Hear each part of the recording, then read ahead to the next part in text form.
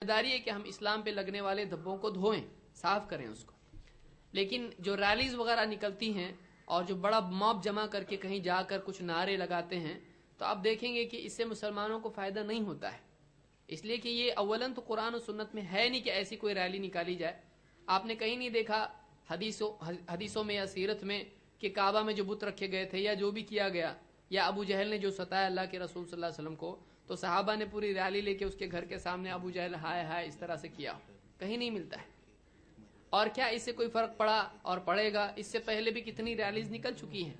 اور بابری مسجد کے وقت میں آپ دیکھیں گے کہ ان ریلیز کی وجہ سے معاملہ زیادہ بڑھ گیا.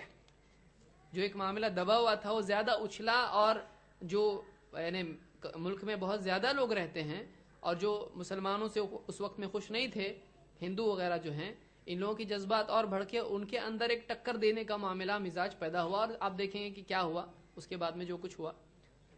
تو ایسی چیزیں نہ کریں جس کے ذریعے سے اسلام کو فائدے کی بجائے نقصان ہو.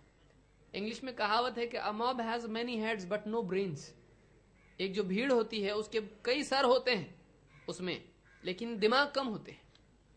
تو ایک موب جو ہے جب جمع ہو جاتا ہے تو اکثر ایسا ہوتا ہے کہ جو قوم کا لیڈر ہوتا ہے وہ ان کو کہے کھڑے ہو جاؤ تو سب کھڑے ہو جاتے ہیں. اب بیٹھو بولے تو کوئی بیٹھتا نہیں.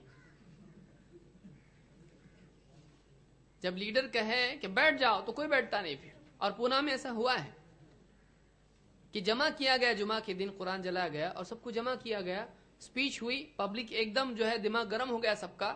اب اس کے بعد کہا دیکھو ہم کو پرامن طور پہ ایسا کرنا ہے، تو کون سنتا ہے؟ یہاں پتھر مار، وہ جلا، یہ کر، چوکی پہ ہی حملہ کر دیا ان لوگوں نے، پولیس چوکی. اب آپ کو معلوم ہے پولیس ایک دو مار کھا لیں گے، ایک دن مار کھائیں گے، اس کے بعد میں پولیس کو معلوم ہے کیا کرنا ہے.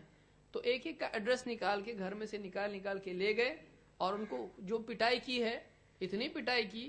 تو بعض ان لوگوں میں سے جو ہیں ہم پہچانتے ہیں ان کو، انہوں نے کہا کہ ارے بھائی اب تو ایسا جلوس تو چھوڑو، ہم عید میلاد النبی کے جلوس میں بھی نہیں جائیں گے،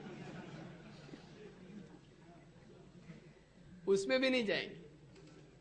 اور آپ سوچیں کہ اس کے بعد جو کچھ ہوتا ہے کنٹرول نہیں ہوتا ہے. آج امت ایسی نہیں ہے کہ سیلف ڈسپلن پیدا ہوا ہو مسلمانوں میں، نہیں ہے ڈسپلن.